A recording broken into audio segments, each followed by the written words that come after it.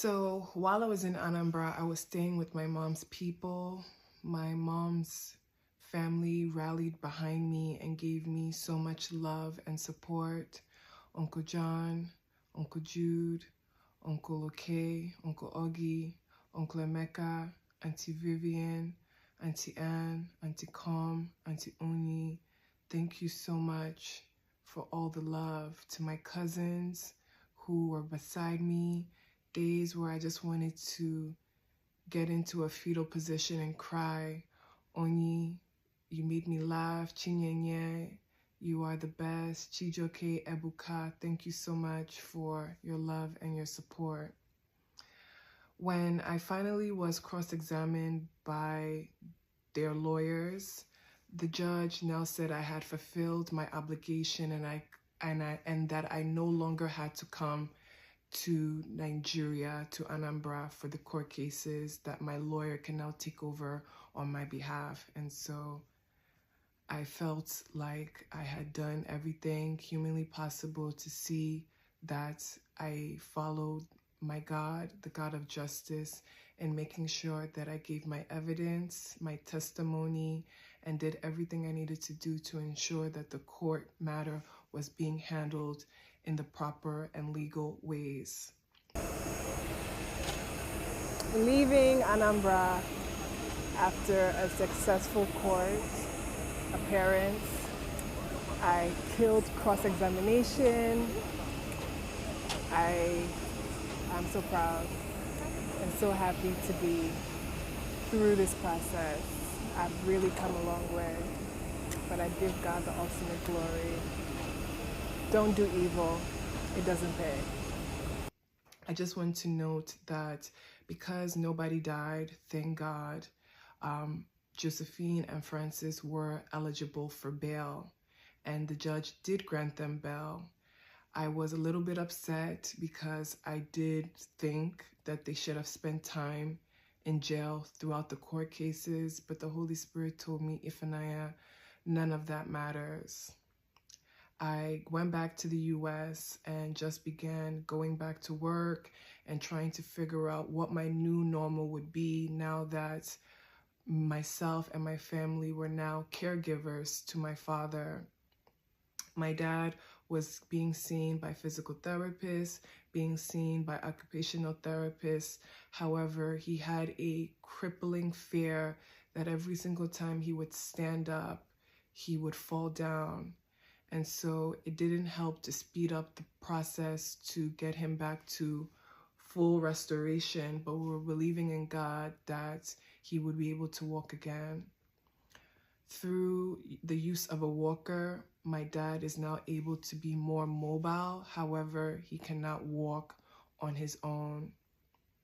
But that doesn't matter because with life, there is hope, and we're still believing and praying to God for full restoration. While we were now adjusting to the new normal, I got a knock on the door, and it was a white man with some documents in his hand. And when I opened the documents, I now saw that Gabriel was now trying to gain guardianship over my father so that he can send him back to Nigeria. He has submitted the documents through his own lawyer here in the United States that he wants guardianship because my father is incapacitated and that he's working in the best interest of my father. When I saw those documents, I began to panic because guardianship basically means that you have full control over this person, what they do with their finances, where they live, how they spend their money. And after finishing the court cases in Anambra and to now be served with these documents that Gabriel was now trying to get guardianship over my dad, because maybe I guess he realized that his power of attorney could only take him so far, the Holy Spirit said that this court case will never see the light of day. I got a call, court-appointed lawyer that was representing my dad. He asked me a series of questions, and I said, listen, if Gabriel wants to take this matter to court, so be it.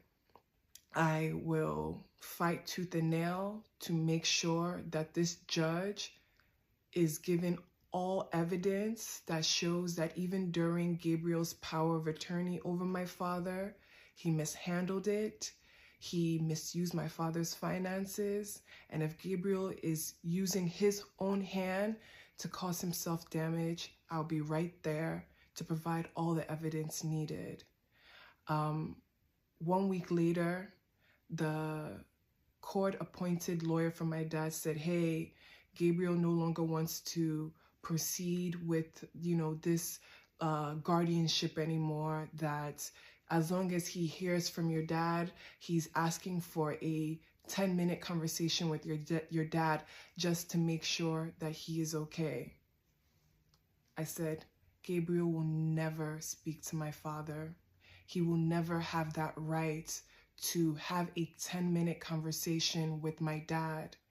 Where was that 10-minute conversation when my dad was locked up in the room? Where was that 10-minute conversation when I was asking Gabriel to make sure that my dad was okay? Where was that 10-minute conversation when he now found out how badly mistreated my dad was, and rather than coming to our aid, he only began to make more threats and be a bully to me and my family? I told the lawyer, nope, if the court case needs to continue, so be it, but I'm not going to pacify his actions with a 10-minute conversation to a man that, in my opinion, he's hurt dearly. A week later, I received a letter from Gabriel's lawyer saying that Gabriel no longer wants to proceed with the guardianship. And in my head, I said, this man, his heart, wherever it is not with God. How dare you try and get guardianship over my father? And in the court documents, he states that his intentions were to send my dad back to Nigeria.